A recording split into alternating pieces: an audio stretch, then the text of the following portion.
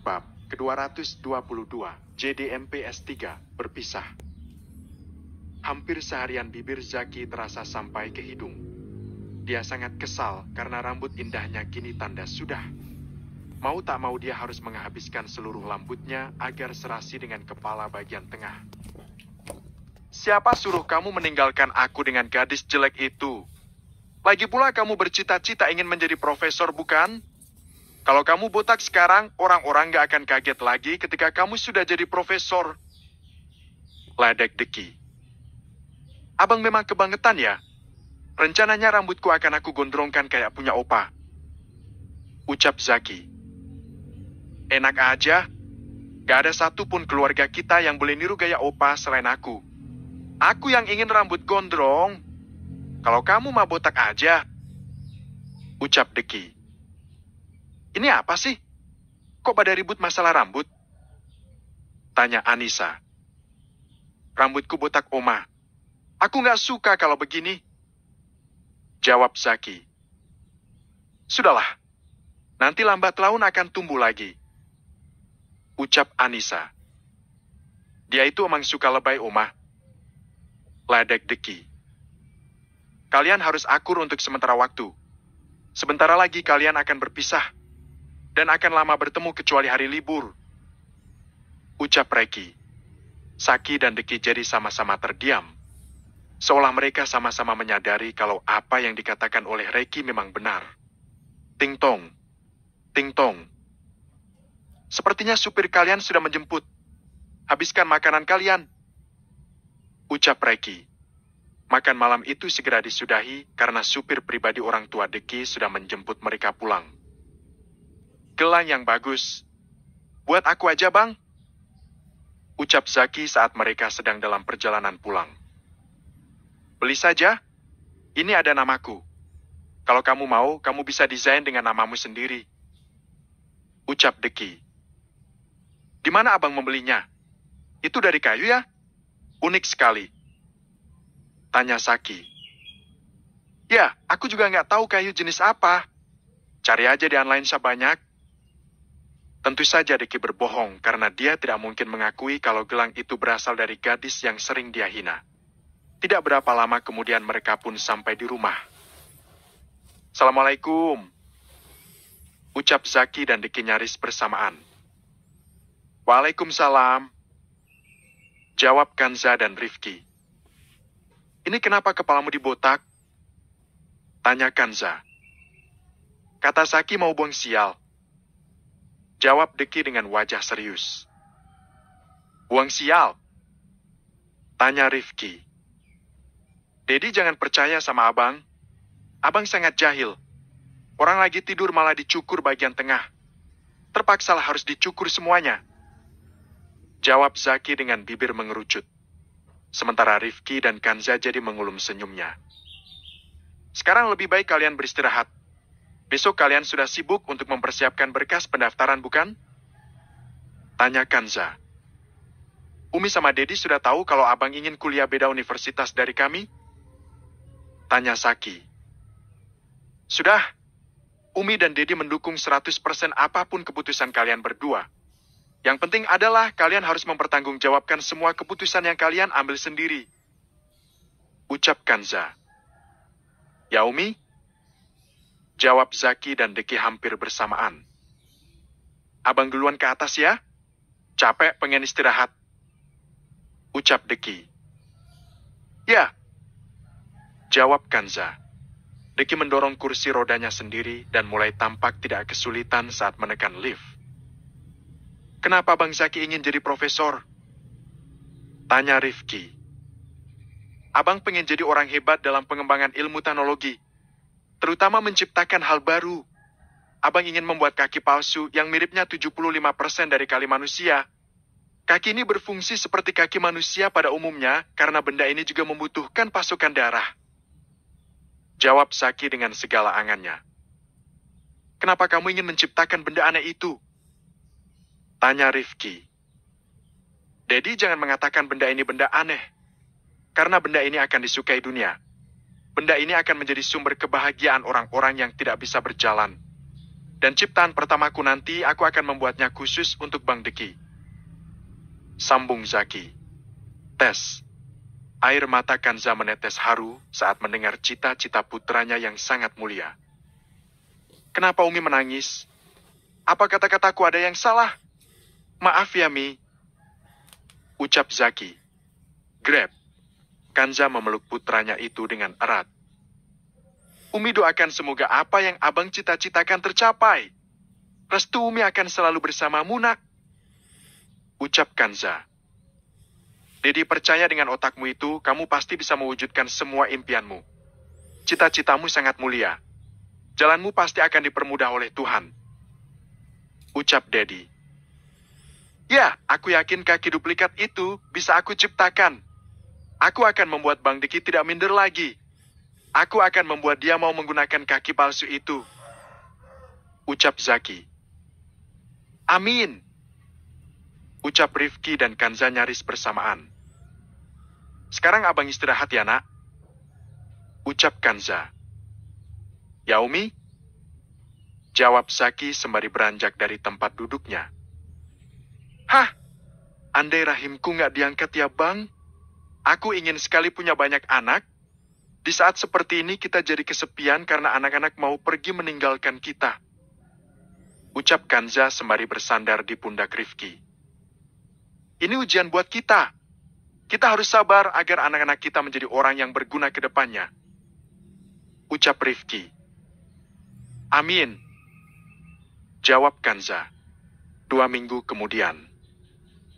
Kami pergi dulu ya, Bang. Nanti kalau abang berubah pikiran, abang bisa susul kami.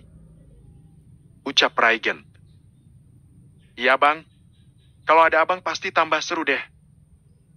Timpal Sean.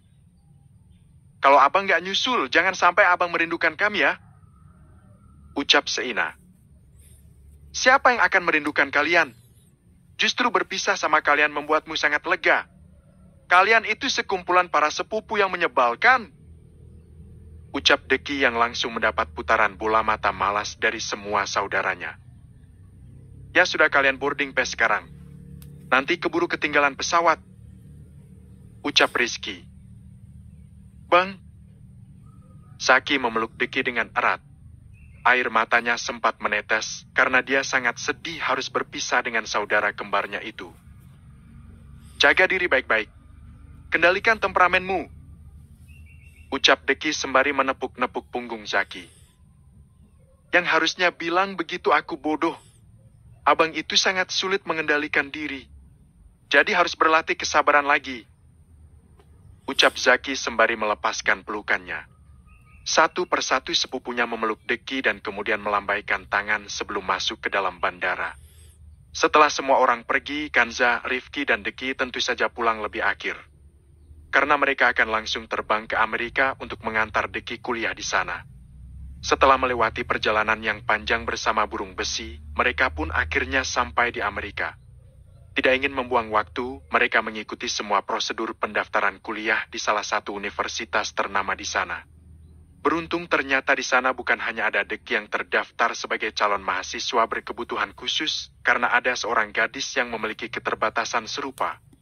Setelah resmi terdaftar, mereka pun membeli unit apartemen mewah yang jaraknya sangat dekat dari kampus. Rifki juga nanti akan mengirim salah seorang anak dari anak buahnya yang akan kuliah di Amerika untuk memantau Deki sekaligus menyamar sebagai teman baru putranya itu. Apa kamu suka dengan apartemennya? Kalau tidak suka, kita akan cari yang lain. Tanya Rifki. Ini lebih dari cukup, Dad. Makasih karena kalian selalu memberikan yang terbaik untukku. Ucap Deki. Sama-sama sayang. Kamu itu putra kesayangan kami, hal terbaik pasti akan kami berikan. Sekarang lebih baik kamu kabarin Opa. Bilang kamu sudah sampai di Amerika. Ucap Kanza. Deki kemudian membuat panggilan untuk Reki. Remaja 18 tahun itu melakukan video call agar opanya itu puas melihat wajahnya. Halo cucu Oma yang ganteng. Sapa Anissa. Oma, abang sudah sampai di Amerika. Ucap Deki. Alhamdulillah. Abang rajin-rajin belajar ya sayang. Pokoknya abang harus sukses. ujar Anissa. Amin. Doakan abang terus ya, Oma. Oh ya, Opa mana? Abang mau lihat kembaranku dulu. Tanya Deki sembari tergagah. Anissa menyorotkan kamera ke arah Reki yang tampak sibuk mengelap air matanya. Anissa memberikan kode dengan jarinya agar Deki tahu kalau suaminya itu saat ini sedang menangis. Mengetahui hal itu, Deki jadi ikut meneteskan air mata. Bagaimana tidak? Selama 18 tahun hidupnya, Reki adalah orang yang paling dekat dan paling mengerti dirinya. Setiap akhir pekan dirinya selalu diajak menginap ke rumah pria berusia senja itu. Deki merasa cocok bergaul bersama Reki meski usianya jauh di atasnya. Reki sangat pandai menempatkan diri dalam perasaannya saat situasi apapun. Sekarang mereka terpisah untuk sekian lama. Tentu saja dia juga merasa sangat sedih. Opa, apa Opa sedih? Abang pergi nggak akan lama. Abang janji saat pulang membawa prestasi yang gemilang. Ucap Deki. Itu harus. Selesaikan S1mu 3,5 tahun dengan predikat kamloid. IPK harus di atas 4. Ucap Reki sembari menyeka air matanya. Aku pasti bisa. Aku sudah berjanji sama Dedi kalau aku akan sukses 5 tahun lagi. Itu artinya aku cuma punya waktu 1,5 tahun untuk membuat diriku kaya raya. Ucap Deki. Opa percaya padamu. Kamu pasti bisa melakukannya. Jangan sampai berpisah dari sepupu dan adikmu malah membuatmu lemah. Opa nggak mau mendengar alasan apapun. Mengerti? Tanya Opa. Iya, Opa. Jawab Deki. Sekarang istirahatlah. Berikan ponselnya sama dadimu. Ucap Reki. Deki kemudian menyerahkan ponselnya pada Rifki. Rifki bergegas mencari tempat aman buat ngobrol. Sementara Kanza mengalihkan perhatian putranya dengan mengajaknya menyusun pakaian. Ya, Dad? Tanya Rifki. Atur seseorang menemaninya di tempat kuliah. Suruh salah satu anak dari anak buahmu untuk menjaganya. Jawab Reki. Sudah kupikirkan, Dad. Aku akan menyuruh Amar datang ke sini ikut kuliah bersama Deki. Ucap Rifki. Bagaimana bocah itu? Apa kelebihannya? Tanya Reki. Dia murid cerdas di sekolahnya. Dia juga sudah ahli bela diri. Dan yang pasti dia juga pandai berbahasa asing. Jawab Rifki. Anak siapa? Tanya Reki. Cucu Omoko. Anaknya Torik. Jawab Rifki. Bagus. Mengingat kakeknya yang baik hati, bocah itu pasti baik hati juga. Ucap Reki. Amin. Ucap Rifki. Atur juga kendaraan untuk antar jemput kemanapun dia ingin pergi. Ucap Reki. Ya, Dad. Jawab Rifki. Ya sudah, Dedi tutup dulu teleponnya. Ucap Reki. Ya, Dad. Ucap Rifki yang kemudian sama-sama mengakhiri panggilan itu. Rifki segera bergabung dengan Deki dan Kanza. Setelah membantu Deki menyusun pakaian dalam lemarinya, Kanza pergi ke dapur untuk melihat apa yang dibutuhkan putranya. Sepertinya banyak barang yang harus kita beli, Bang. Icap Kanza. Kenapa mesti repot?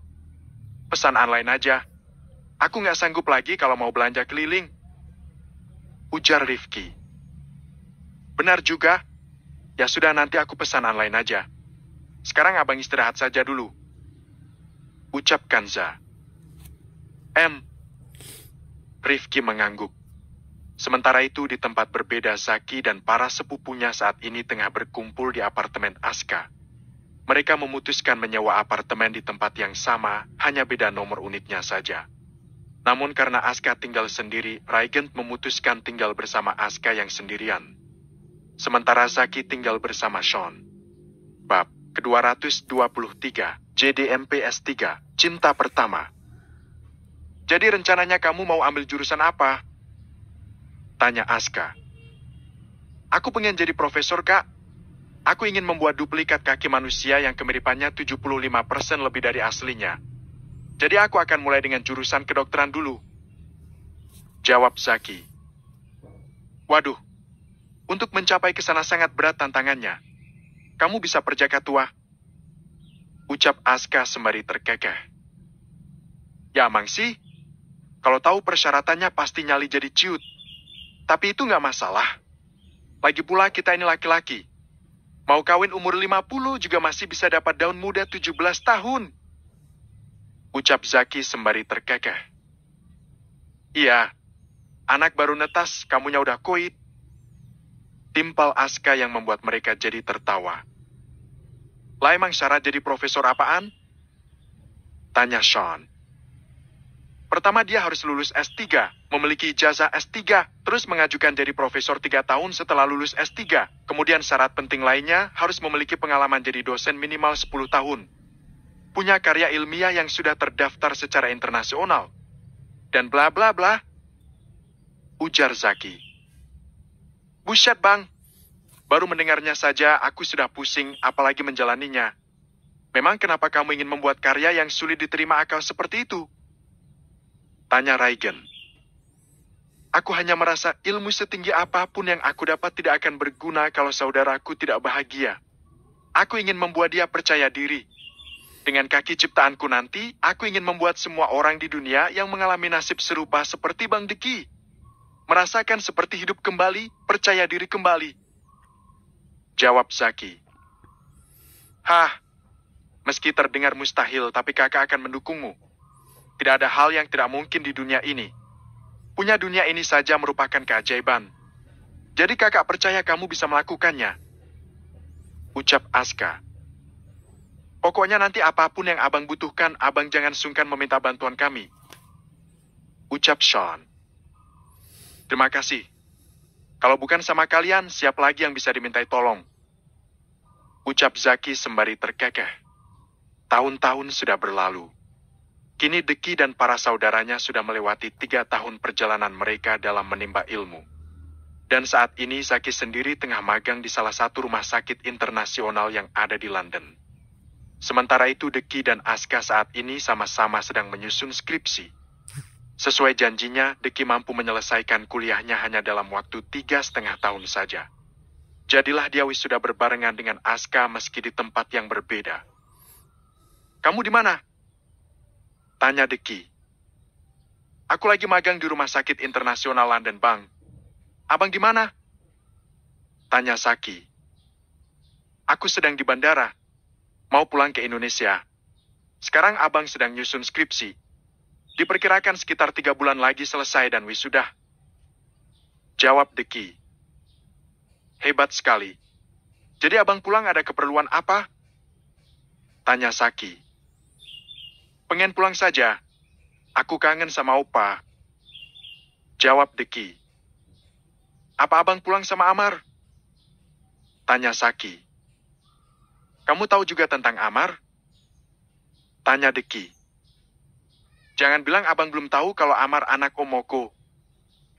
Jawab Zaki. Bahkan di hari pertama penyamarannya dia sudah ketahuan olehku.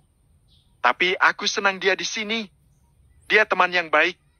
Tapi sayangnya dia terjebak di sini karena dia masih harus menyelesaikan kuliahnya lebih dulu. Ucap Deki. Jadi judulnya yang menemani malah Awe di sana ya? Ucap Zaki sembari terkekeh. Ya sudah abang berangkat dulu ya. Sayang sekali kamu tidak bisa menemuiku. Sepertinya kuliah jurusan itu pelit libur ya. Kita bahkan tidak bertemu sudah 3 tahun. Jadwal liburmu payah sekali. Ujar Deki. Nanti saat abang wisuda aku pasti akan datang. Ucap Zaki.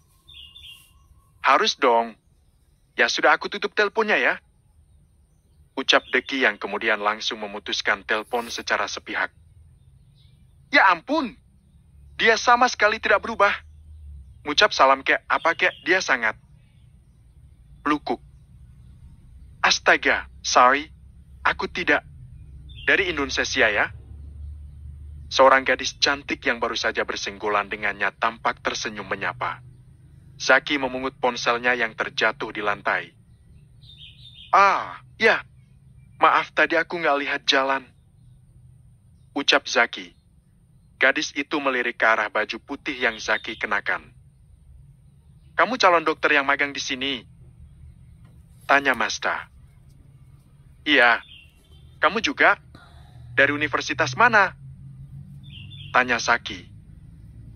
Dari Universitas Z. Kamu dari universitas mana? Tanya Masta. Universitas V. Aku duluan ya. Ucap Zaki. Namaku Masta. Namamu siapa? Tanya gadis itu setengah berteriak. Zaki. Jawab Zaki yang kemudian meneruskan langkahnya. Baru kali ini aku dicuekin cowok. Apa dia itu tidak normal? Gumam Masta yang kemudian kembali ke ruangan di mana dia magang. Namun saat sore harinya Masta dan Zaki kembali bertemu saat ada pengarahan dari dokter senior tentang penanganan pasien. Kesempatan itu tidak disia-siakan Masta.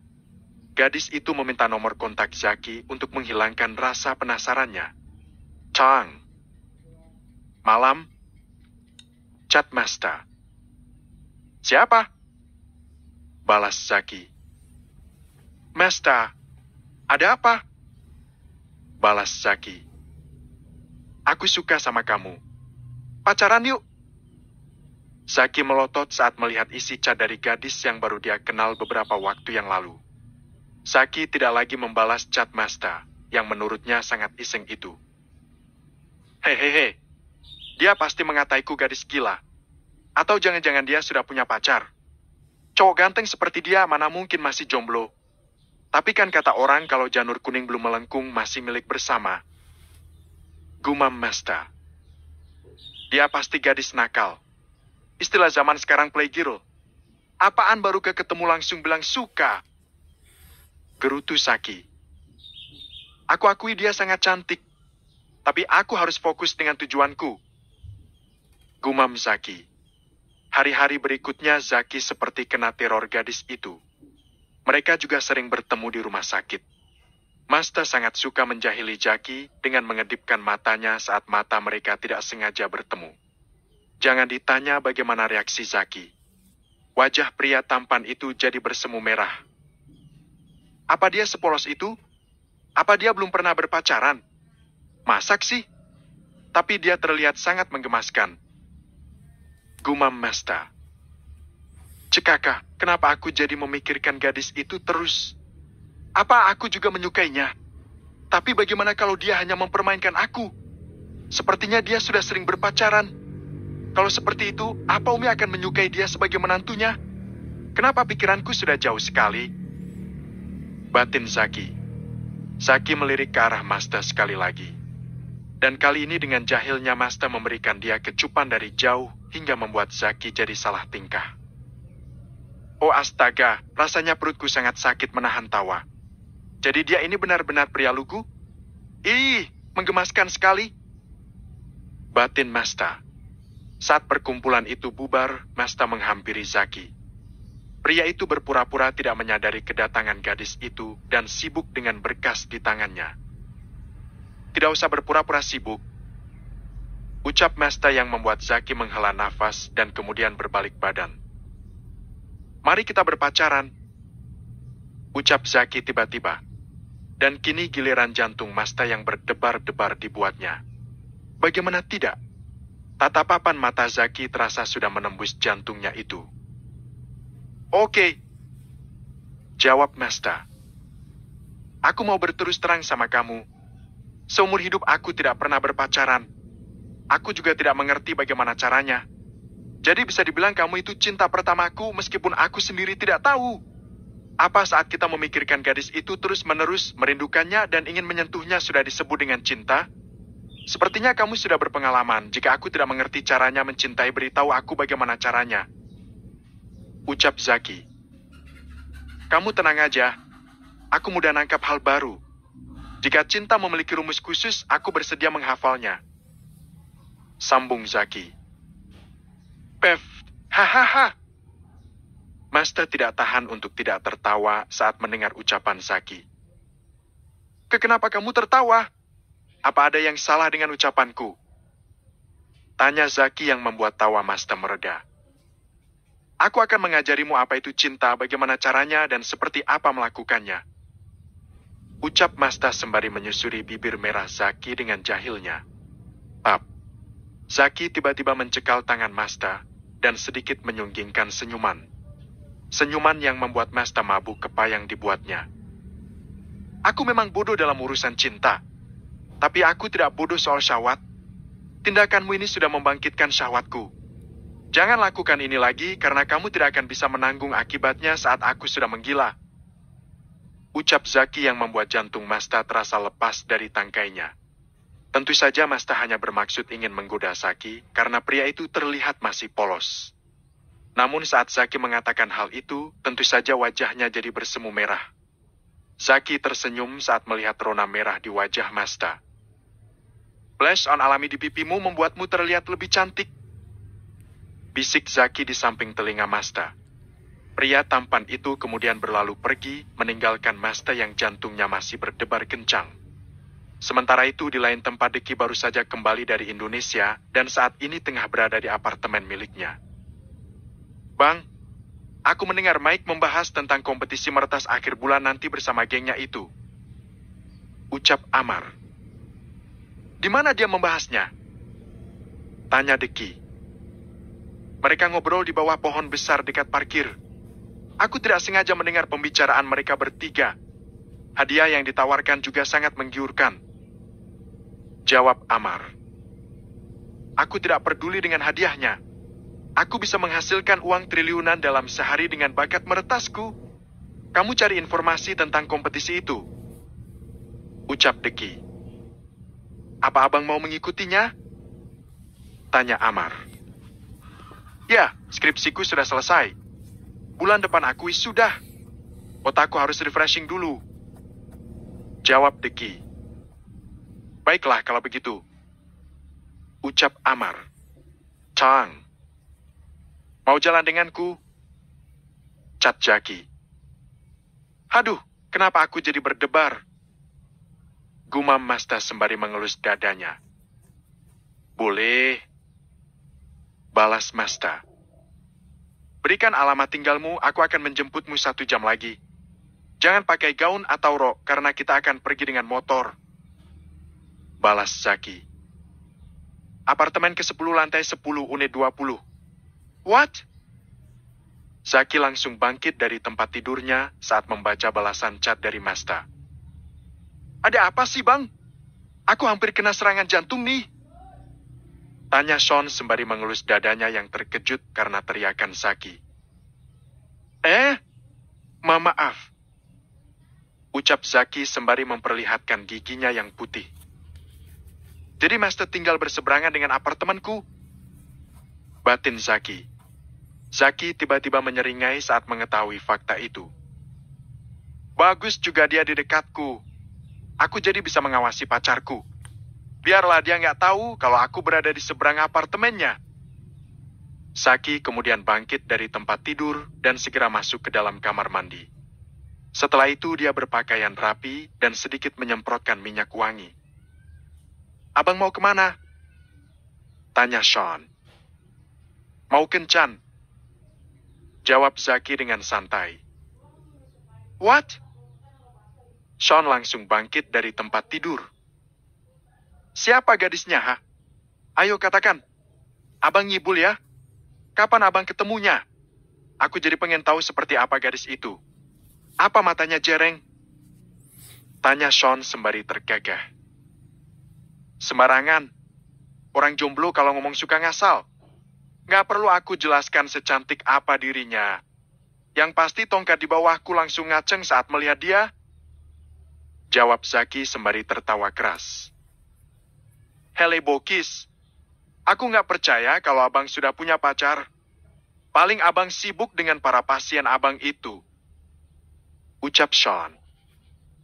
Bukan masalahku kalau kamu tidak percaya sama aku. Aku pacaran dengan gadis di seberang apartemen kita ini. Ucap Zaki. What? Sean terkejut.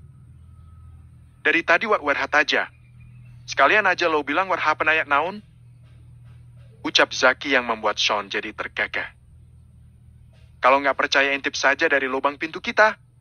Jangan keluar. Soalnya dia nggak tahu kalau aku tinggal di sini. Ucap Zaki.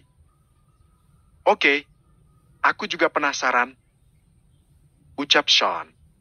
Saat Zaki berjalan ke arah pintu, Sean segera menghubungi semua saudara sepupunya melalui grup keluarga sepupu agar mereka keluar dari apartemen yang semuanya berada di satu baris dengan apartemennya.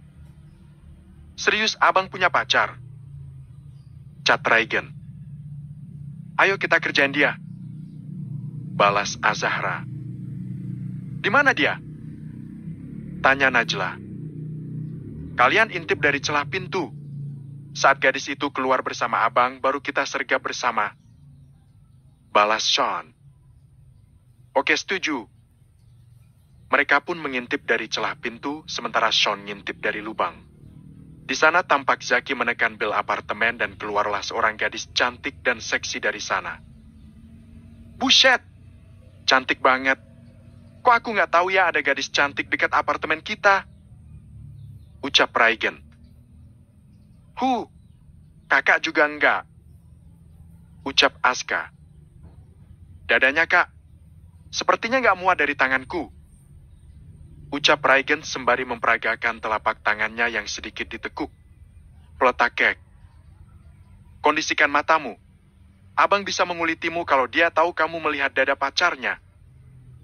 Ucap Aska setelah memukul kepala Reagan. Kyle, mulus lincin bener tuh kulit. Ucap Sean. Menang banyak tuh si abang. Ucap Najla. Mereka pasti jalan pakai motor kan? Abang bisa modus tuh. Timpal Seina. Aku jadi heran di mana mereka bisa ketemu ya? Apa dia teman kuliahnya? Tanya Azahra. Apa kamu tidak punya baju yang lain? Celanamu sedikit benar, tapi baju kaosmu terlalu mengekspos dadamu. Aku memang suka dada besar, tapi aku tidak mau menikmatinya sekarang. Jangan memancingku lagi. Ucap Zaki yang membuat wajah Masta memerah. Tunggu sebentar. Ucap Masta sembari menutup pintu. Lo kok nggak jadi? Tanya Reagan. Tunggu dulu. Ini belum berakhir. Ucap Aska. Selang beberapa menit kemudian, Masta kembali keluar dengan baju atas sedikit lebih sopan. Zaki tersenyum dan berjalan lebih dulu di depan Masta. Bukan begitu cara orang berkencan. Kamu harus memegang tangan pacarmu agar pacarmu merasa aman. Ucap Masta yang membuat langkah kaki Zaki terhenti. Begitu ya? Aku pikir hanya orang buta yang butuh dituntun. Ucap Zaki sembari mengulurkan tangannya. Sementara Masta jadi mengulum senyum manisnya. Saat mereka sedang berjalan sembari bergandengan tangan, semua sepupunya tiba-tiba keluar dari kamar. Bang Zaki! Mereka kompak menyebutkan kata itu hingga Zaki spontan melepaskan genggaman tangannya. Zaki melirik ke arah Sean hingga pemuda tampan itu memperlihatkan giginya yang putih. Bab ke-224, JDMP S3, rencana berkembang biak. Mereka siapa? Kok kayak akrab gitu sama kamu? Tanya Masta setengah berbisik. Teman aku. Jawab Zaki. Dia siapa, Bang? Tanya Azahra. Iya, pakai pegangan tangan segala. Timpal Seina. Bukan murim, Bang. Ledek Najla. Hai, aku Mestarica. Teman dekat Zaki. Ucap Masta sembari mengulurkan tangan. Oh, teman dekat. Aku pikir pacar. Aku hampir saja cemburu. Kalau mau pacaran lagi, sebaiknya diperjelas dulu hubungan kita, Bang. Seminggu yang lalu abang bilang cinta sama aku, kok sekarang sudah gandeng cewek lain, Bang? Tanya Najla yang membuat mata Zaki membulat. Pletek. Zaki menyentil dahi Najla hingga adik sepupunya itu mengusap-usap keningnya yang sakit. Gak usah mendengarkan ucapan mereka. Mereka ini anak alay yang sedang error. Ucap Zaki. Jadi kita tidak diakui nih di depan kakak ipar. Tanya Reagan. Kakak ipar? Tanya Masta yang membuat Zaki jadi menghela nafas. Abang kalau nggak ngakuin kami, antara kami aduin sama Om Besar dan Umi Besar. Ancam Sean yang membuat mata Zaki melotot. Bisa banget ngancamnya. Kenalkan mereka semua sepupuku yang gak berakhlak. Ucap Zaki. Sepupu kandung? Tanya Masta. Ya, kami ini klan dinasti ketiga kaum vampir. Ereg. Jawab Raigen. Ekspresimu itu sama sekali tidak meyakinkan sebagai vampir. Lebih tepatnya kucing garong. Ucap Zaki yang kemudian menarik tangan Masta dan pergi dari hadapan para sepupunya yang jahil. Gak bisa dibiarkan ini. Abang sudah mulai pacaran, aku juga harus bergerak ini. Ucap Sean. Sepertinya punya pacar juga gak buruk. Ada mainan baru selain game. Ahayi. Timpal Raigen. Emang apa yang mau kamu mainkan? Tanya Aska. Lato-lato empuk? Hahaha. Raigen tertawa keras. Tawa itu mendadak reda saat dia mendapat pelototan mata dari Azahra, Najla, dan Seina. Dasar mesum! Cebik Seina yang kemudian kompak masuk kamar bersama Najla dan Azahra. Sementara itu di tempat berbeda, Zaki dan Masta sedang berboncengan dengan motor sport milik pria tampan itu. Kita mau kemana? Tanya Zaki. Nonton yuk. Ucap Masta. Ya. Jawab Zaki. Zaki menambah kecepatan motornya hingga mereka pun sampai di salah satu bioskop terbesar di kota London. Setelah sampai di sana mereka langsung memesan tiket dan juga camilan dan minuman saat nonton. Mereka tadi benar-benar sepupu kandung? Tanya Masta saat mereka menunggu masuk ke ruang bioskop. Ya, orang tuaku 5 bersaudara. Jadi kamu sudah bisa membayangkan ada berapa jumlah sepupuku. Dibilang banyak gak juga sih? Satu orang cuma melahirkan 2 orang anak. Dan aku anak yang terlahir dari saudara tertua. Jawab Zaki. Jadi kamu punya adik? Tanya Masta. Tidak. Aku cuma punya 1 kakak laki-laki dan kami kembar. Jawab Zaki. Wah, apa kalian kembar identik? Tanya Masta. Tidak. Jawab Zaki. Bagus juga sih. Soalnya aku payah kalau disuruh mengenali wajah orang. Aku punya tetangga anaknya kembar identik. Sampai umurku 21 tahun ini, aku masih tidak bisa membedakan mana yang namanya Dina dan mana yang namanya Dini. Ucap Masta sembari terkekeh. Kamu sendiri punya saudara berapa? Tanya Zaki. Aku anak tunggal. Jawab Masta. Kenapa kamu memilih kuliah di luar negeri padahal kamu anak tunggal? Tanya Zaki. Justru mereka yang ingin aku kuliah di luar negeri. Orang tuamu kerja apa? Maaf, aku bolehkah nanya-nanya? Tanya Masta. Zaki menatap wajah kekasihnya yang baru dia kencani selama 3 hari. Sebelum aku menjawab, aku ingin bertanya padamu. Apa kamu serius dengan hubungan ini? Tanya Zaki. Masta menatap mata dan wajah tampan kekasihnya itu. Entah mengapa aku seperti merasa sudah lama mengenalmu. Aku merasa cocok denganmu. Aku pikir kenapa aku harus berpindah ke lain hati kalau aku sudah merasa nyaman denganmu. Jawab Masta. Tapi aku bukan orang mampu. Aku kuliah hanya mengandalkan beasiswa. Aku terlahir dari keluarga sederhana. Ucap Zaki. Apa kamu pikir aku ini gadis matre? Tanya Masta. Mungkin kamu tidak, tapi orang tuamu belum tentu setuju. Jawab Zaki. Orang tuaku tidak sekolot itu. Meski dia seorang pengusaha, tapi dia sangat mendukung dunia pendidikan. Menurutnya harta dunia bisa mudah dicari kalau seseorang berilmu. Ucap Masta. Lagi pula kenapa aku harus peduli dengan sebuah kedudukan kalau suatu saat kamu bisa membuat kedudukanmu sendiri? Sambung Masta.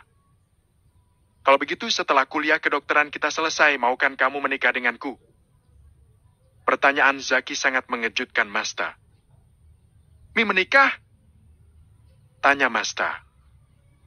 Kenapa? Bukankah kata kamu serius menjalani hubungan ini? Lalu kenapa mesti menundanya? Nanti kita bisa hidup dari hasilku menjadi dosen nantinya.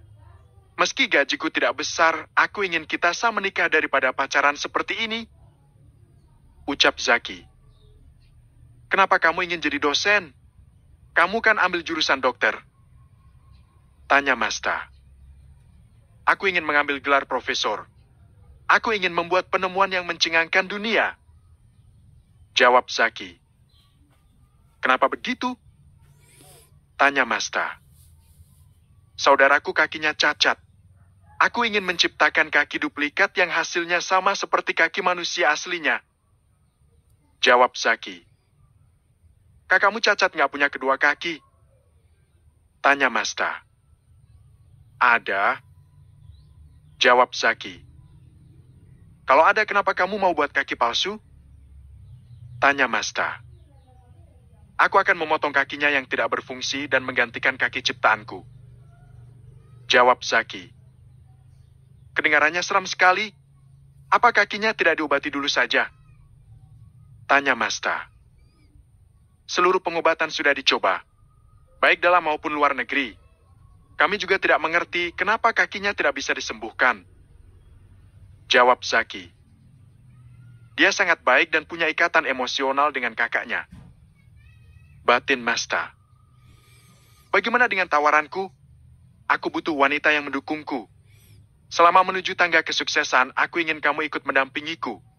Tapi kalau kamu cuma suka sama aku karena ingin buang-buang waktu seperti ini, lebih baik kita bubar saja. Ucap Zaki. Aku setuju. Ucap Masta yang membuat senyum Zaki mengembang. Apa kamu yakin? Apa kamu tidak akan menyesal? Tanya Zaki. Tidak.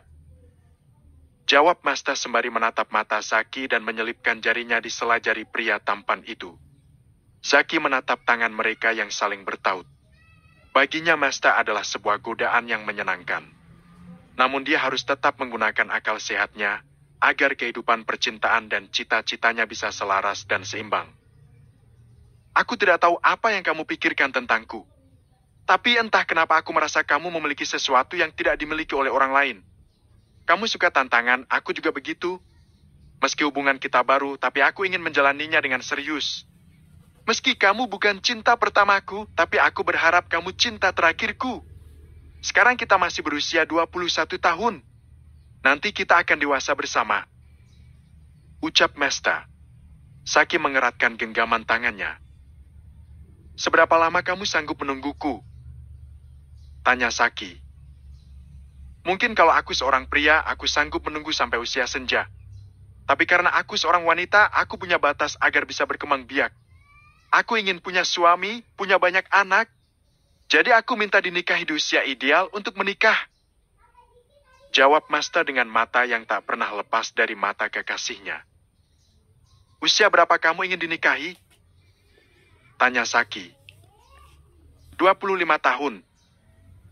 Jawab Masta. Apa itu tidak terlaku muda? Aku pastikan di usia itu aku belum mapan secara finansial. Ucap Zaki. Yang penting kita bisa makan itu sudah cukup. Aku cukup menjadi dokter umum biasa agar kita bisa makan enak.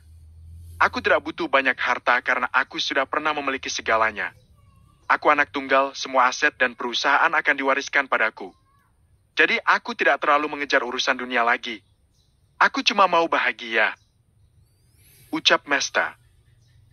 Apa ini suatu keberuntungan? Di zaman sekarang mana ada orang yang gak butuh uang? Terutama gadis zaman sekarang yang terkenal matri. Batin Zaki. Bagaimana dengan seks? Tanya Zaki. Maksudmu? Tanya Masta. Apa kamu butuh seks sebelum menikah? Tanya Zaki. Kamu kalau ngomong to the point sekali. Apa karena aku terlihat nakal mencerminkan kepribadianku yang amburadul juga? Meski aku bukan wanita soleha, tapi aku pastikan aku masih perawan. Bagiku keperawananku hanya untuk suamiku kelak. Jadi jangan menilai buku dari sampulnya. Jawab Masta. Itu bagus. karena aku juga butuh gadis perawan untuk jadi istriku. Ucap Zaki. Apa itu sangat penting bagi kalian para pria? Tanya Masta. Tentu saja. Bagiku pribadi paling tidak suka makanan sisa. Jadi kalau mau jadi istriku, berpikirlah dulu sebelum melakukan perbuatan keji. Kalau kamu sabar, aku akan menikahimu di usia yang kamu inginkan. Jawab Zaki. Maksudmu kamu setuju menikahiku 4 tahun lagi? Tanya Masta. Tapi kamu harus mendukung apapun yang aku cita-citakan. Jawab Zaki. Aku akan mendukungmu hingga akhir. Ucap Masta sembari tersenyum. Tidak berapa lama kemudian ruang teater mereka telah dibuka. Mereka pun masuk ke dalam bioskop sembari bergandengan tangan. Tak ada niat ingin berbuat yang tidak senonoh selama mereka menonton. Saat mereka keluar dari sana, waktu menunjukkan pukul 1 siang. Kita sholat dulu, habis itu baru makan siang.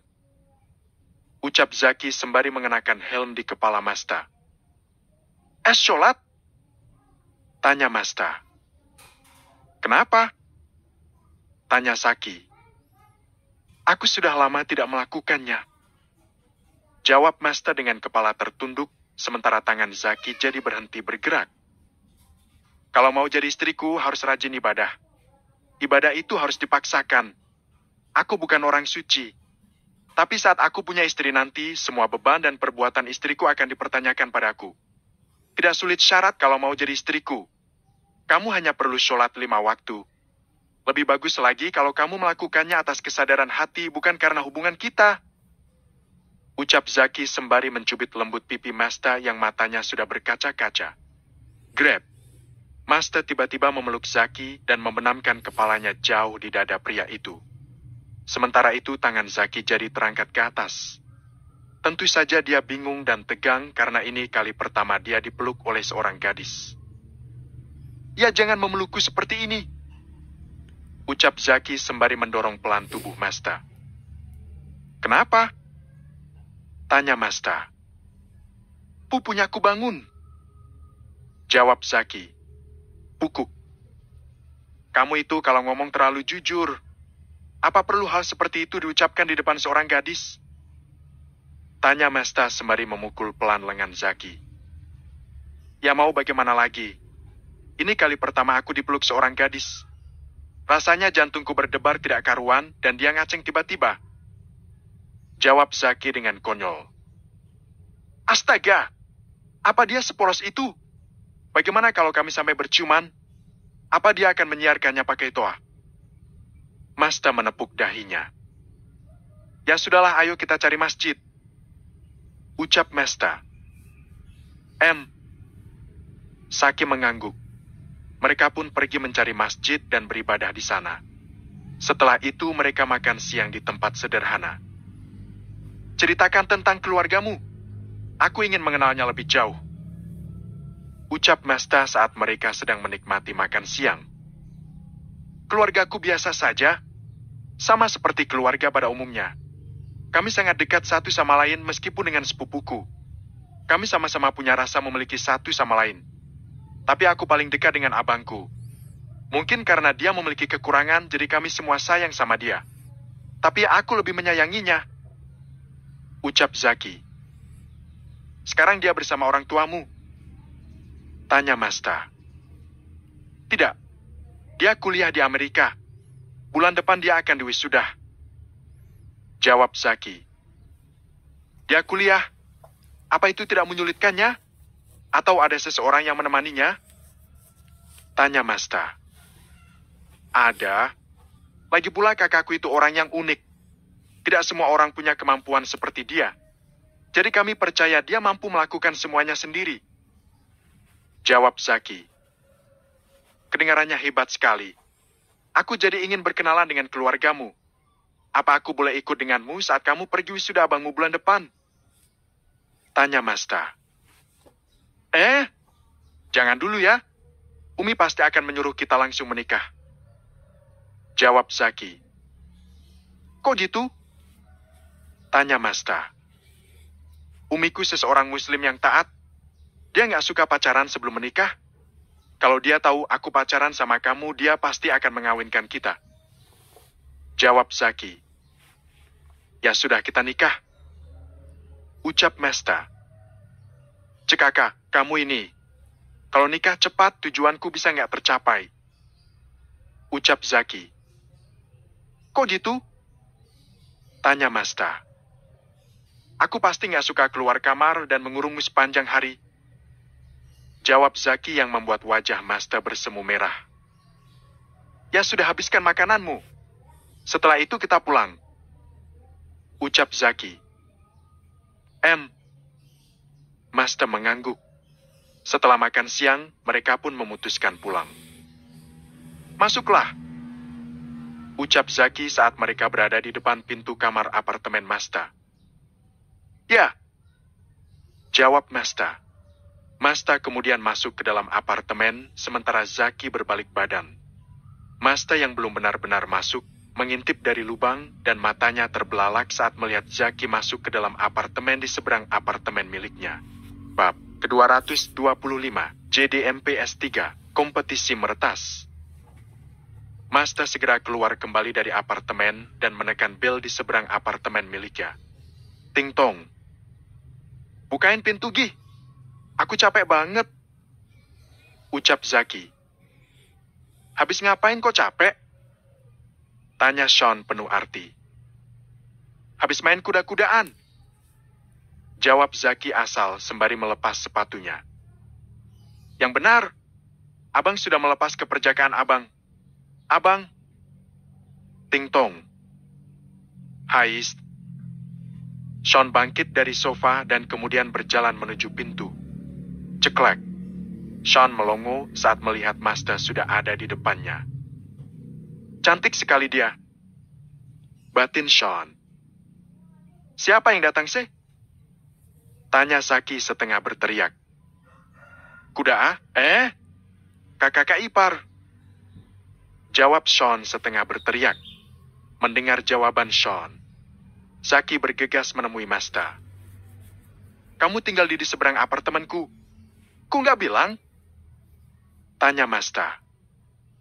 Lupa. Jawab Zaki dengan entengnya. Mesta langsung berbalik badan dan melangkah pergi. Sepertinya kakak ipar sedang marah. Abang bujukin, Di. Minta maaf sana. Ucap Sean yang masih bisa didengar oleh Mesta. Biarin aja. Kalau dia mencintaiku, dia tidak akan marah lama-lama. Sebab di usianya yang ke-25 aku berjanji akan membuatnya berkembang biak.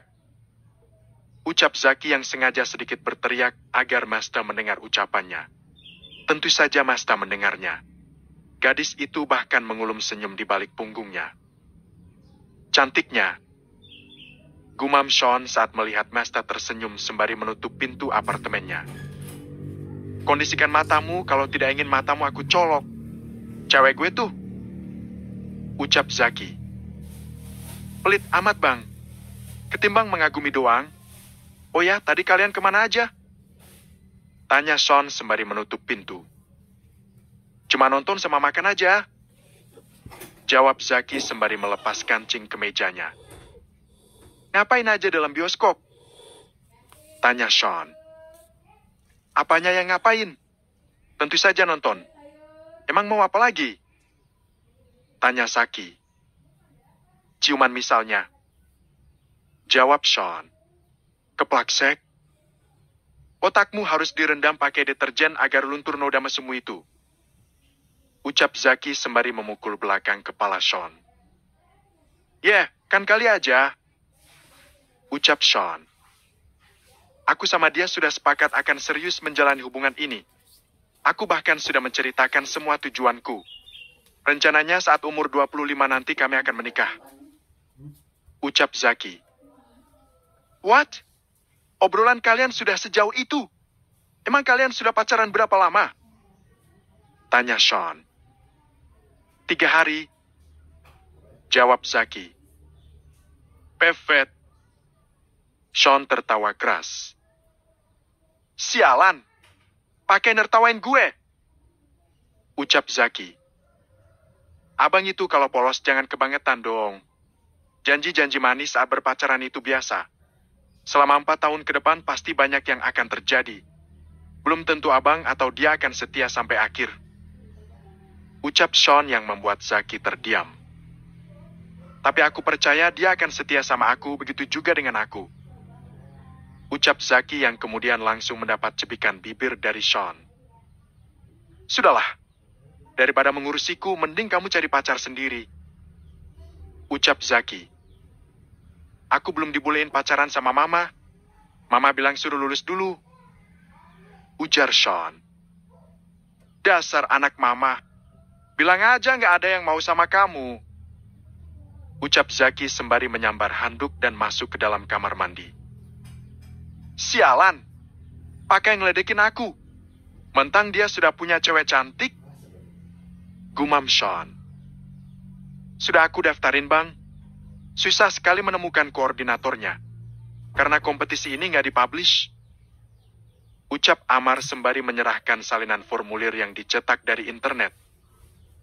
Sejauh ini sudah berapa orang yang sudah mendaftar? Tanya Deki. Lebih dari 200 orang di seluruh penjuru dunia. Jawab Aman. Lalu? Tanya Deki.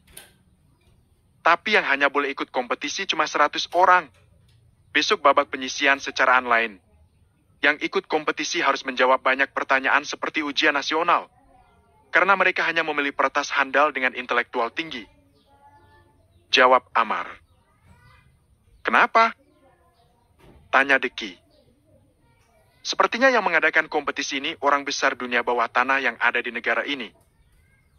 Jawab Amar. Kalau aku tidak salah membebak, mereka ingin merekrut peretas terbaik untuk bergabung bersama mereka dan demi keuntungan mereka. Sambung Amar. Kita akan lihat apa yang mereka inginkan setelah aku berhasil mengikuti kompetisi itu. Aku ingin tahu ada berapa peretas terbaik di dunia ini. Ucap Deki. Aku pasti akan mendukung abang. Ucap Amar. Keesokan harinya. Sesuai apa yang dikatakan Amar, Deki saat ini tengah berada di depan laptop karena ingin menjawab 200 pertanyaan dengan tenggang waktu yang sudah ditentukan. Sialan! Orang mau refreshing otak, malah disuruh mikir begini. Gerutu Deki sembari tangannya bergerak lincah menghitung soal matematika sebanyak 200 soal itu. Entah apa hubungannya meretas dengan soal matematika ini. Gumam Deki. Amar terkekeh mendengar ucapan Deki, sembari menikmati kacang kulit kegemarannya. Mungkin mereka memang ingin memilih peretas yang benar-benar jenius. Ucap Amar. Deki tampak serius mengerjakan semua soal-soal itu. Dan dia tersenyum puas saat dia mampu menyelesaikan soal-soal itu dengan waktu kurang 30 menit dari yang ditentukan. Klikik. Saat Deki menekan submit, nilainya langsung muncul secara otomatis. Deki tertawa keras saat skor yang dia dapatkan bernilai sempurna. Wah, jawabannya benar semua bang? Tanya Amar dengan penuh rasa takjub. Matematika pelajaran favoritku, makanan hari-hariku. Otakmu gak akan nyampe kalau memikirkannya. Kamu disuruh jawab ini masih mending kalau benar satu. Jawab Deki dengan penuh ledekan. Sementara Amar jadi mencebikan bibirnya. Langkah selanjutnya tinggal tunggu email. Mereka akan menghubungi untuk kompetisi selanjutnya. Ucap Deki. Sementara itu di lain tempat ada seseorang yang tengah berjuang sama seperti Deki. Pria tampan itu sedang mengerjakan soal-soal di depan layar laptopnya. Submit, sayang waktunya kurang. Aku tidak menjawab 3 soal dengan benar. Ucap pria itu. Namun saat skor keluar dia cukup puas karena dia berhasil menjawab 197 soal dengan benar. Tinggal tunggu email. Pria itu menyeringai. 3 hari kemudian. Selamat. Anda terpilih sebagai peserta kompetisi nomor 1 dari 100 peserta kompetisi meretas dari 189 negara yang mengikuti kompetisi ini. Silakan datang ke jalan ke-10 nomor 26 besok dengan dress code hitam dan juga topeng. Silakan Anda membuat alamatip dengan kode 01. Terima kasih. Baguslah kalau menggunakan topeng. Itu berarti identitas memang benar-benar dirahasiakan. Gumam Deki. Sudah dapat balasan? Tanya Amar. Sudah, dan aku mendapatkan nomor peserta urut 1 di kompetisi itu. Jawab Deki. Itu luar biasa kawan. Nanti kalau kamu menang, duitnya buat aku ya? Tanya Amar. Dasar miskin. Ejek Deki. Mayan buat modal kawin nanti. Ucap Amar sembari terkekeh. Tangan Deki tampak sibuk karena dia harus membuat alamat tip baru untuk kompetisi meretas besok. Setelah selesai, dia menutup laptopnya.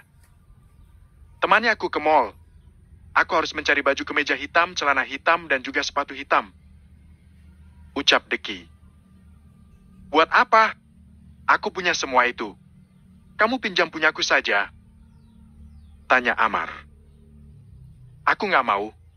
Siapa tahu kamu punya panu kadas kurat. Aku alergi pakai barang bekas. Badanku bisa kena gatal-gatal. Ucap Deki. Sombong sekali. Mana ada aku kena panu kadas kurap. Punya mulut setajam cangkul. Gerutu Amar yang membuat Deki tersenyum tipis nyaris tak terlihat. Setelah bersiap, mereka pun pergi ke mall untuk mencari keperluan yang Deki butuhkan. Apa dress code kompetisi itu menggunakan warna hitam? Tanya Amar. Ya, setelah ini kita juga butuh topeng warna hitam. Sepertinya peserta memang dilindungi identitasnya. Baguslah, aku jadi sedikit lega. Ucap Deki. Mau kompetisi apa mau ngelayat? Ucap Amar. Setelah mendapatkan pakaian Deno topeng, mereka pun pulang ke apartemen. Dan keesokan harinya dia pergi bersama Amar, meskipun pemuda itu tidak diperbolehkan masuk, karena hanya peserta saja yang boleh memasuki gedung yang tampak dari luar seperti gedung biasa itu. Saat masuk ke dalam sana, Deki disuguhkan dengan pemandangan unik, di mana aula besar itu sudah disekat-sekat. Bukan hanya menggunakan triplek, tapi ruangan itu dibuat seperti ruangan khusus yang ukurannya hanya 2 kali 2 meter. Lihatlah, apa orang cacat itu juga peserta kompetisi? Apa dia tidak sadar diri? Kalau kakinya yang cacat juga mempengaruhi otaknya, aku tidak percaya kalau dia bisa jadi salah satu dari 100 peserta kompetisi. Suara sumbang itu begitu santer terdengar di telinga Deki. Namun pria berkursi roda itu tidak peduli dengan omongan yang sudah merendahkan harga dirinya itu. Deki sudah banyak belajar setelah usianya yang semakin dewasa. Hinaan akan kekurangannya sudah bisa dia kendalikan. Dia akan menganggap hinaan itu sebagai ucapan fakta.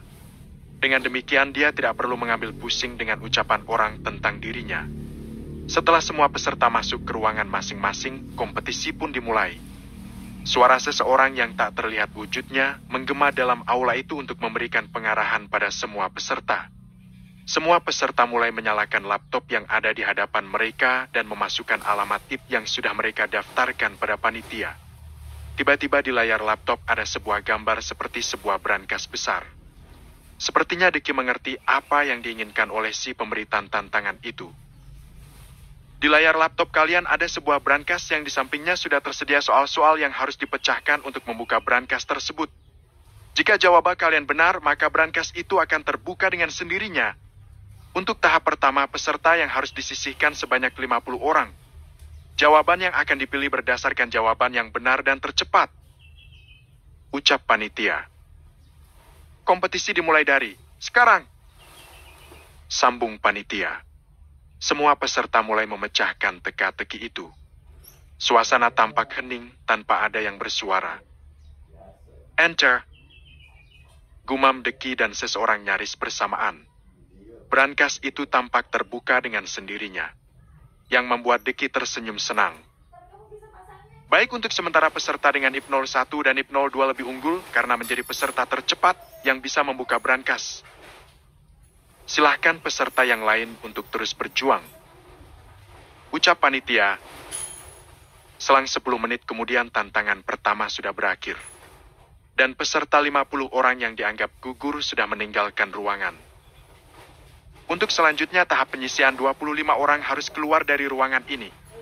Dan tantangan selanjutnya, kalian akan meretas CCTV di samping bangunan ini. Kalian tidak usah khawatir, karena bangunan di sebelah juga milik kami.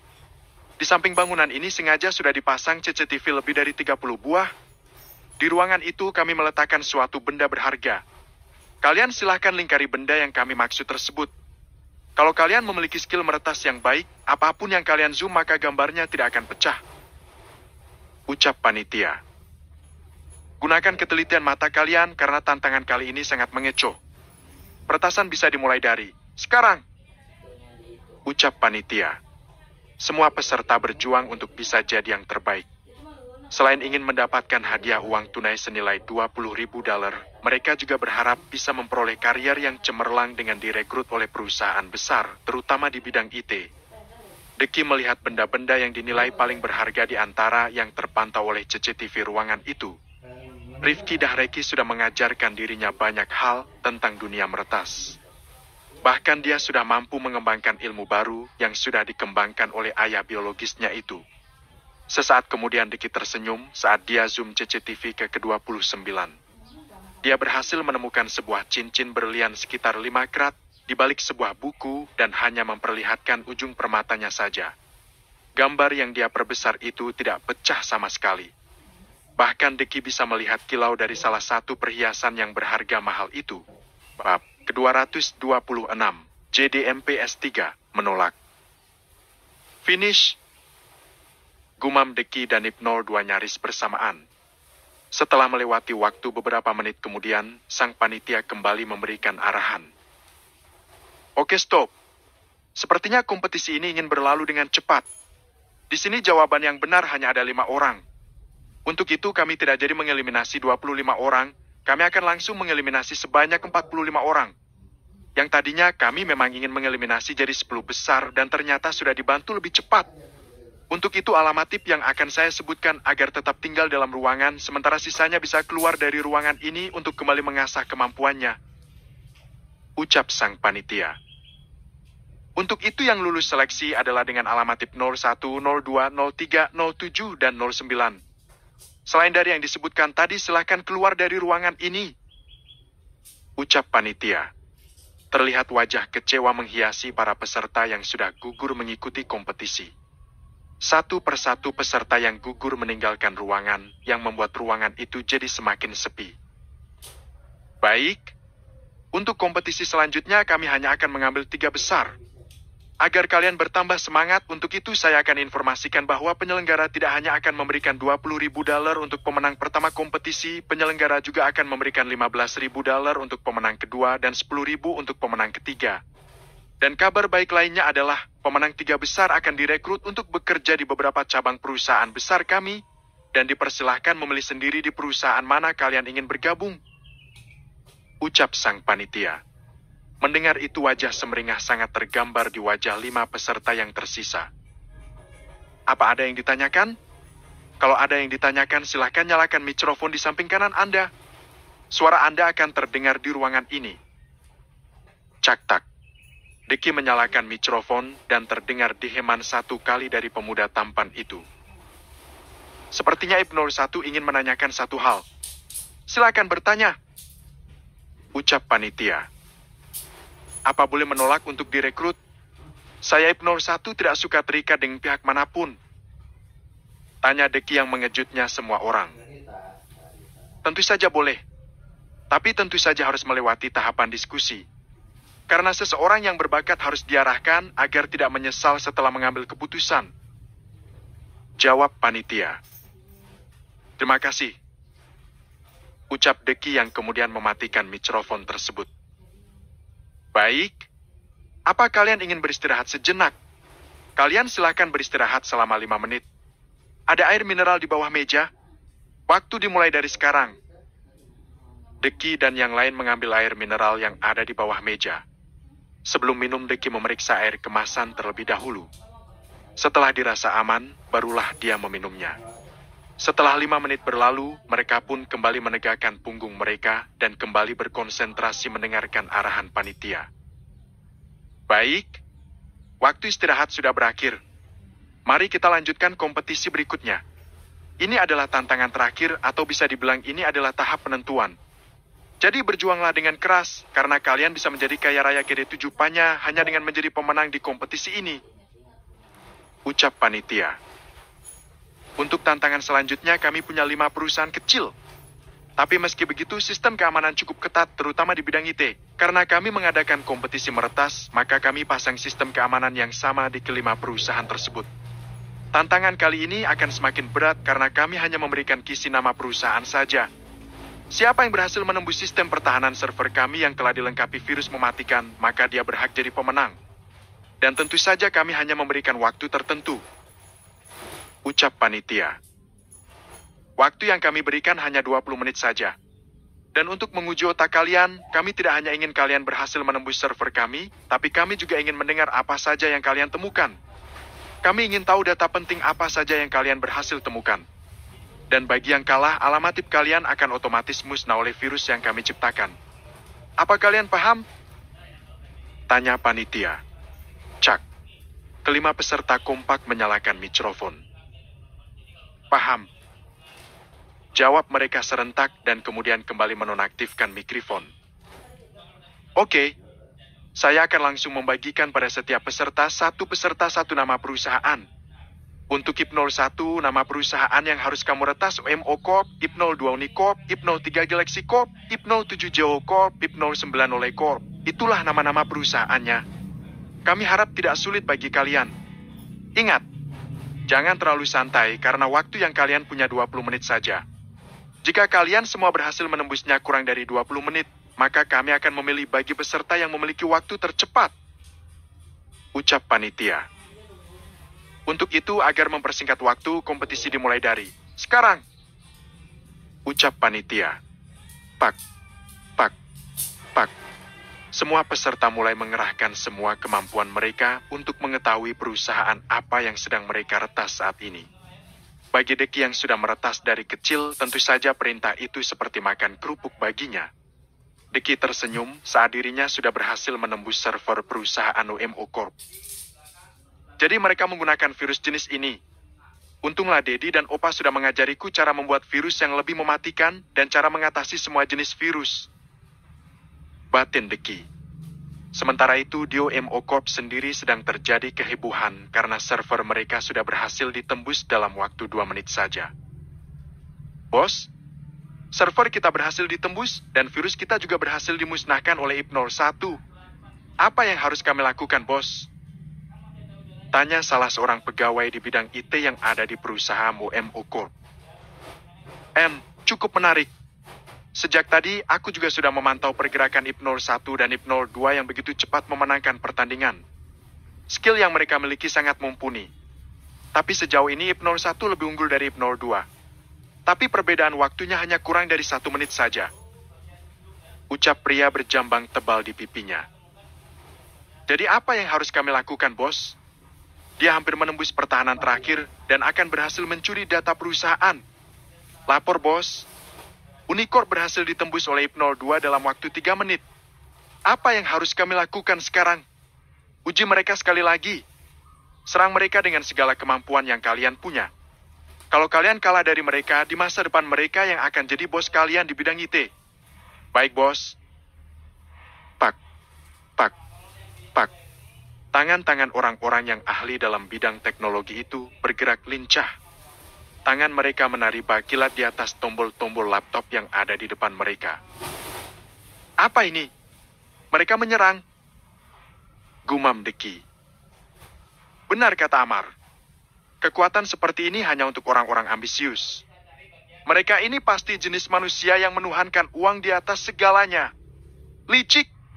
Uang $20.000 tidak ada artinya bagiku. Aku bisa mendapatkan 1 triliun dalam sehari kalau aku mau. Gumam Deki. Ingin bertarung denganku? Apa kencing kalian benar-benar sudah lurus? Aku akan membuat komputer kalian tidak menyala seumur hidup. Batin Deki. Deki mengambil jalan pintas untuk mendapatkan data perusahaan itu. Dia tampak tidak senang karena penyelenggara sudah membuatnya tersinggung. Oh, tidak. Bagaimana bisa dia mencuri data kita selagi kita menyerangnya? Aku bahkan tidak punya skill itu. Aku juga tidak bisa mencegahnya. Kedua pria di perusahaan itu tampak sibuk melakukan penyerangan. Rasakan ini. Gumam Deki. Plaap. Apa ini? Ada apa dengan laptopnya? Kenapa tiba-tiba mati? Pria itu tampak panik. Ia punyaku juga. Timpal partnernya. Sepertinya Ibnul 1 sudah berhasil menyelesaikan tantangan. Angkat tangan kalau memang sudah. Ucap panitia. Deki mengangkat tangan dengan menerbitkan senyum tipis nyaris tak terlihat. Apa yang terjadi? Tanya pria berjambang tebal. Tidak tahu, bos. Laptop tiba-tiba mati dan tidak bisa dinyalakan lagi. Sepertinya laptop ini sudah rusak total. Bukannya marah, pria berjambang itu jadi tertawa keras. Siap-siaplah kalian. Karena sebentar lagi kalian akan menjadi bawahan bocah istimewa itu. Kedua pria itu tampak murung. Karena mereka pikir keahlian mereka sudah di atas rata-rata setelah mengikuti kompetisi meretas 5 tahun yang lalu. Wow, selamat untuk Ibnul 2 yang juga berhasil dan mengangkat tangannya dengan senyum yang lebar. Kalian sungguh luar biasa. Untuk sementara Ibnul 1 memang lebih unggul karena berhasil menyelesaikan tantangan kurang lebih 7 menit 24 detik. Sementara Ibnul 2 berhasil menyelesaikan tantangan selama 8 menit 11 detik. Mereka berhasil mencuri data dengan cara yang berbeda. Ayo semangat pada para peserta yang tersisa. Tinggal 1 kursi kemenangan lagi yang kami cari. Dan kami tidak menerima talent yang kalah karena kami menginginkan yang unggul dari segalanya. Ucapan panitia itu membakar semangat ketiga pejuang yang tengah bertarung mati-matian. Akah. Ketiga peserta yang tersisa kompak mendorong kursi duduknya ke arah belakang sembari memegang kepalanya. Bukannya menang, tapi alamatip mereka musnah karena tidak mampu melawan virus yang menyerang mereka. Wow, apa ini? Tidak ada kursi ketiga. Maaf, sesuai perjanjian kawan. Kita hanya mengambil yang unggul meskipun itu hanya 2 orang. Jadi kalian bertiga silahkan keluar dari ruangan ini dengan tangan kosong. Ucap panitia yang membuat wajah ketiga peserta itu menjadi sedih. Jadi sudah dipastikan kalau kalian berdualah pemenangnya. Apa kalian ingin menyelesaikan sesi wawancara terakhir pada hari ini? Atau kalian ingin menundanya besok? Tanya panitia. Hari ini. Jawab Deki dan Ibnul 2 nyaris bersamaan. Baiklah, kalian tidak usah khawatir karena $20.000 dan $15.000 tetap akan menjadi milik kalian meskipun hasil akhir dari wawancara tidak sesuai seperti yang kami harapkan. Ini tidak bersifat memaksa karena kami tahu sang peretas ingin kebebasan. Seperti kebebasan yang kalian dapatkan di dunia maya. Ucap Panita. Sekarang katakan padaku, siapa yang ingin lebih dulu diwawancarai?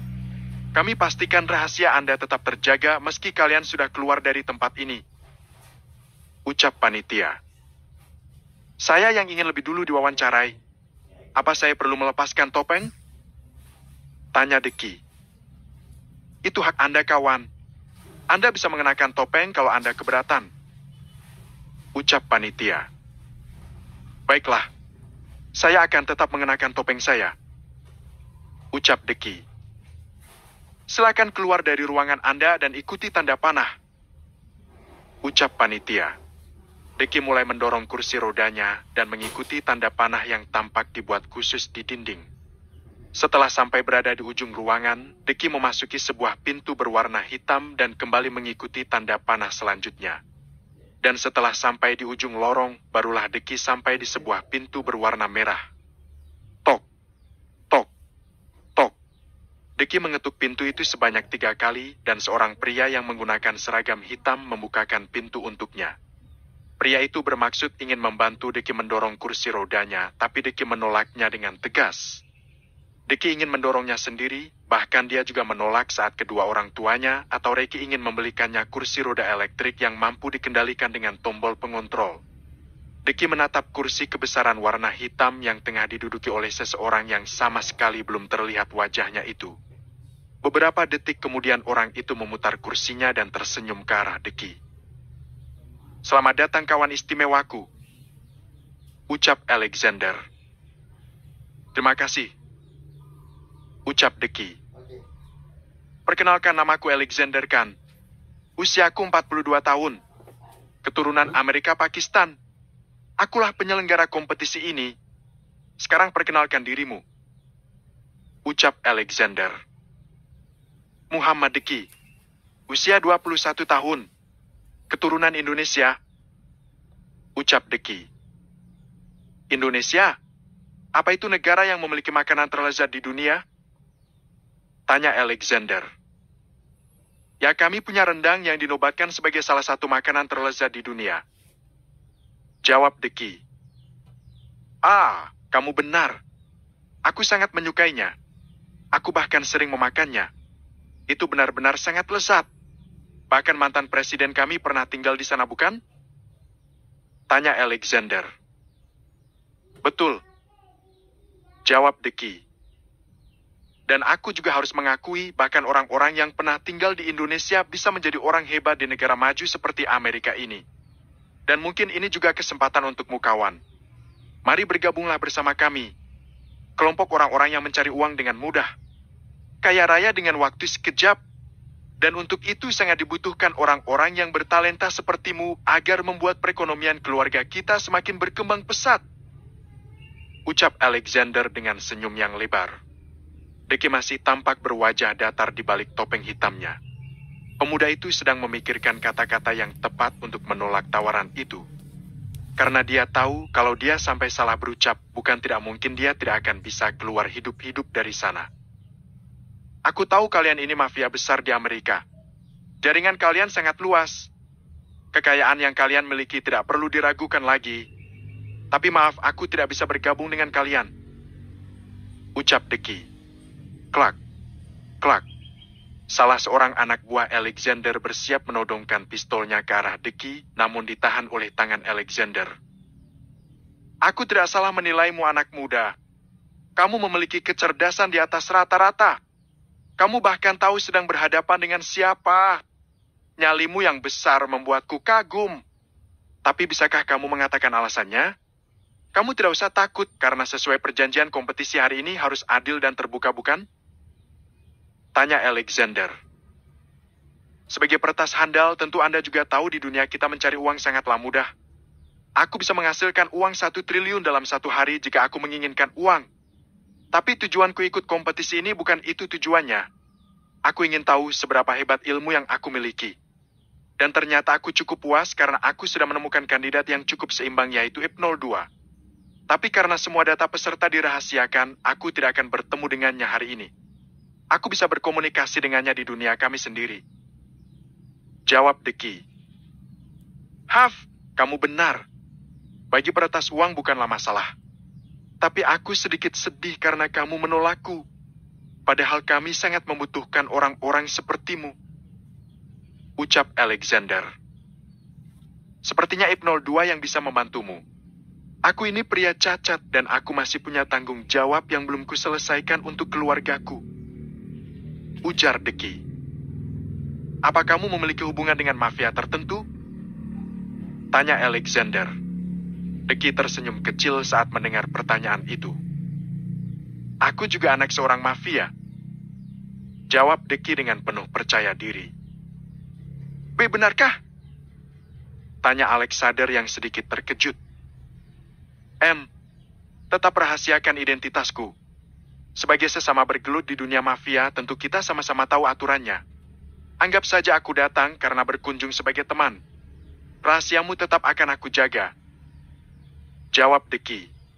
Alexander tampak merenung seolah memikirkan sesuatu yang membuat Deki mengerutkan dahinya. Ada apa? Tanya Deki. Aku hanya berpikir, tapi aku rasa ini tidak mungkin suatu kebetulan. Jawab Alexander. Kenapa? Tanya Deki.